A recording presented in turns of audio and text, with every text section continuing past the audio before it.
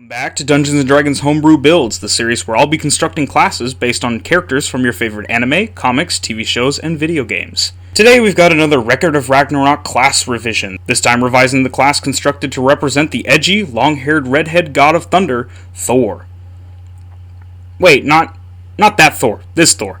Yeah, this guy. The class for today is called Vanguard of the Gods, and you might find the power you'll be able to wield with this class to be shocking. Let's talk shop. First up, the Vanguard of the Gods' hit die is going to be a d12. It's literally just the die type above the d10 I selected for Lubu, since Thor is literally just Lubu plus in terms of stats, so you're going to be a fairly thick boy with hit points. For our proficiencies, Vanguard of the Gods also gets no armor proficiencies, what with him being dressed like a female high school DxD character. Our only weapon proficiency is with Warhammer, since Mjolnir is basically just a supersized Warhammer that Thor can throw.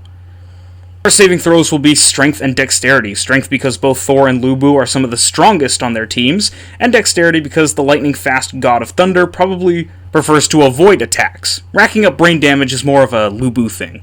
Finally, for skill proficiencies, you can choose 3 skills from a list of Arcana, because you're a god of magical lightning and shit. Athletics, because strong 2. History, because you're uber old. Insight, because old equals wise, and the gods have been watching humanity since its inception. Intimidation, because he's got edgy black and yellow eyes and the Levi face. Perception, because a warrior has to always keep their wits about them. And religion, because Thor is a known avid Christian. And yeah, you get 3 skill proficiencies because you're a god and gods are good at stuff. For the class features section, you're going to get 5 ability score improvements, and 14 unique, fun, and hopefully accurately representative of Record of Ragnarok class features. Let's start with first level. We're going to get Delayed Impact at first level. Your attacks are so fast, they aren't felt until the attack is long since finished. When you hit a creature with a melee attack, you can delay the damage roll for the attack until the start of your next turn. Yeah, Thor's attacks are so fast he literally does that anime thing where the damage happens after the attack, so this is pretty much that, but Dungeons & Dragons. At second level, Vanguards of the Gods will receive Jotun Slayer. You have significant experience killing armies of Jotun. You have advantage on attack rolls to attack giant enemies, as well as on damage rolls to harm them. Fuck giants, me and all my homies hate giants. Thor was able to single-handedly defeat an army of 66 giants, and I can't think of a single giant-type creature lower than CR5. So beating nearly 70 at least CR5 creatures by yourself is a tough act to follow, but hopefully this feature will get us just a little bit closer to that dream. Third level gives us Obliterate. A single swing of your weapon can generate an impact strong enough to completely gore the bodies of lesser beings. When you perform a melee weapon attack on a creature with a hit point maximum lower than your weapon's maximum damage roll, the creature dies instantly and their body is destroyed. Since Thor is able to smush the small fries with a little love tap, this feature is going to make sure that we can do the same. We get Divine Defense at 5th level. The simple act of placing your weapon between you and your foe is enough to completely negate their offense. You can block a melee attack targeting you as a reaction, having the damage of the attack. This reaction cannot be used to half the damage of a critical hit. Just like how Lubu can block attacks, Thor did too a couple of times in their fight, so this feature serves as our block feature for the Vanguard of the God class. At 6th level, with Intercepting Assault, your fast attacks allow you to interrupt enemy attacks. You can attack a creature as a reaction. Remember that feature from Vanguard of Humanity where I was like, Lubu attack, Thor counter attack, Lubu counter the counter with a block? Yeah, this features the counter attack of that equation. If you don't remember when I said that, that probably means you haven't seen my Dungeons & Dragons Homebrew Builds Vanguard of Humanity episode, where I construct the legendary warrior Lubu from Record of Ragnarok. Go check that out after you're done enjoying this video, shameless plug, shameless plug. 7th level is going to get us Equals. You can declare to the DM that you will target a creature for a melee attack at the start of a round before any turns have taken place.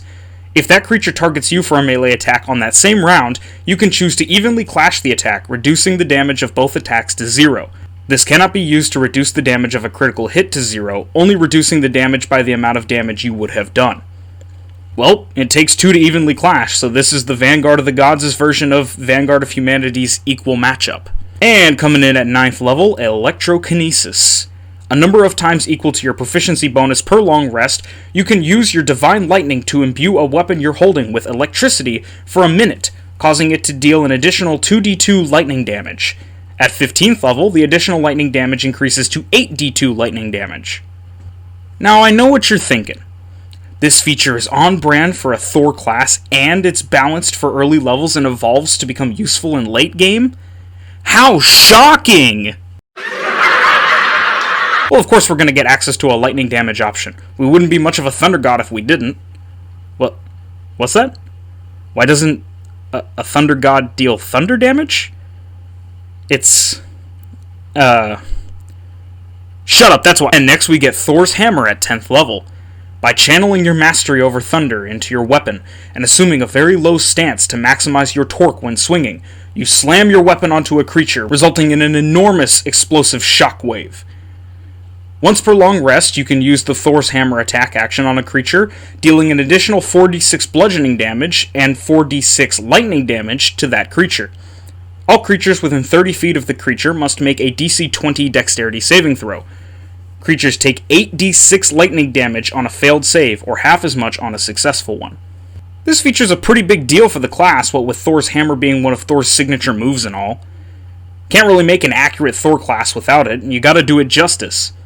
Well, let's take a look. Additional bludgeoning damage from the big-ass swing Thor takes? Check.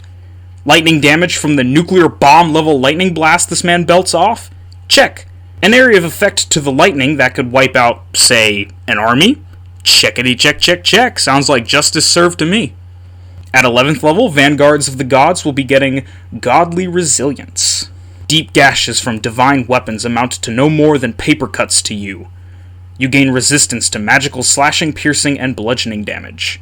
This man got cleaved across his midsection and didn't blink. That'd have probably diced through anyone else like hot butter, but Thor just takes it on the chin and keeps chugging, so in my eyes, that constitutes some resistance. At 13th level, Vanguards of the Gods gain access to the Vanguard's Clash class feature. When you meet with a foe on the battlefield, your offense is enough to negate any attacks made against you. If you score a critical hit and choose to reduce the damage of the critical hit to 0 by evenly clashing with a creature's melee attack, all creatures within 400 feet must make a Dexterity Acrobatics check of DC 8 plus the combined total of damage reduced to 0 by the even clash. Creatures within range will be knocked prone by the quakes generated by the clash if they fail the check.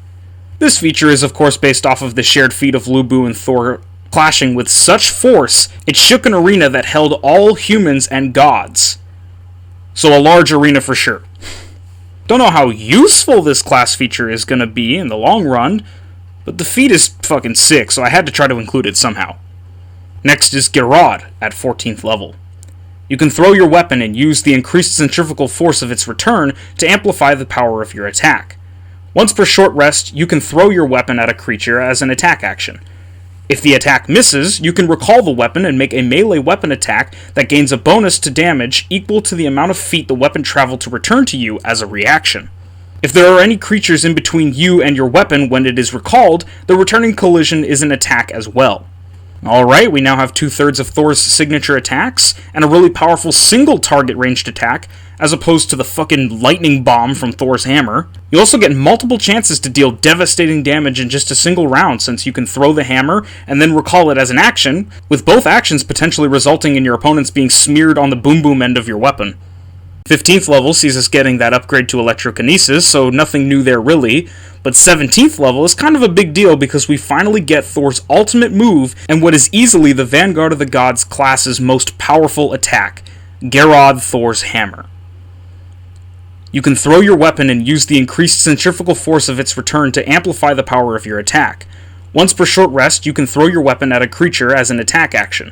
If the attack misses, you can recall the weapon and use the Thor's Hammer attack that gains a bonus to damage equal to the amount of feet the weapon traveled to return to you.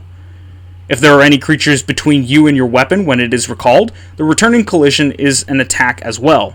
If you hit a creature with the Thor's Hammer, it takes an additional 4d6 bludgeoning damage and 4d6 lightning damage. All creatures within 30 feet of the creature must make a DC 20 dexterity saving throw. Creatures take 8d6 lightning damage on a failed save, or half as much on a successful one.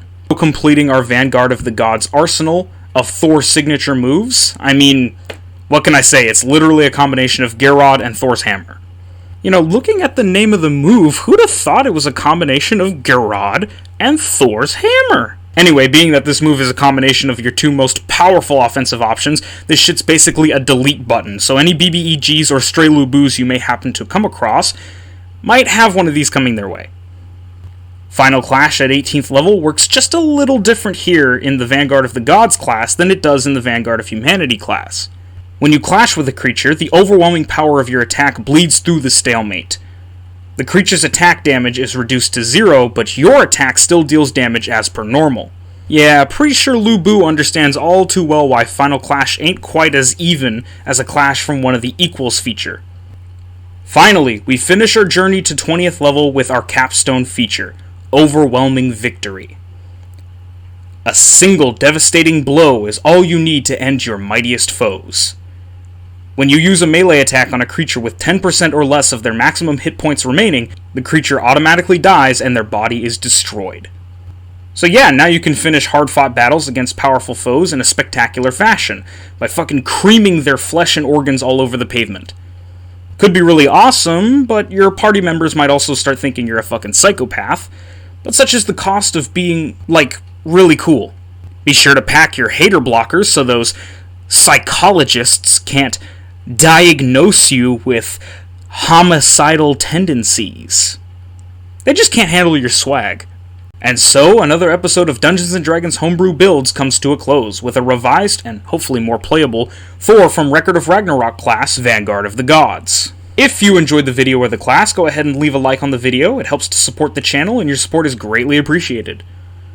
Comment down below whether you liked the class or not, and what you did or did not like.